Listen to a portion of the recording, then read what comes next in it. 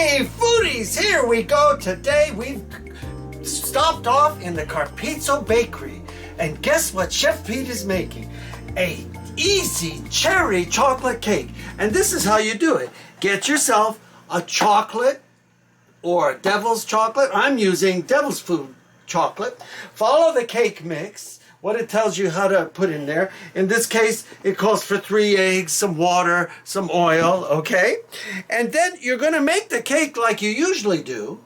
And then, because we're making a cherry chocolate cake, right? Okay, we've got a can of cherries, okay?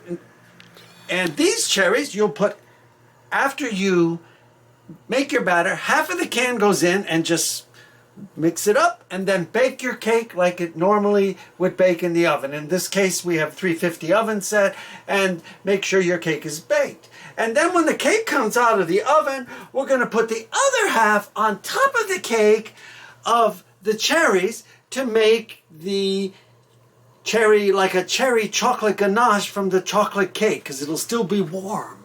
It'll just delicious way, easy way to make it, and you'll make your family happy. You can serve it with a little whipping cream. You could serve it with a little, our little oven is ready, it's telling me.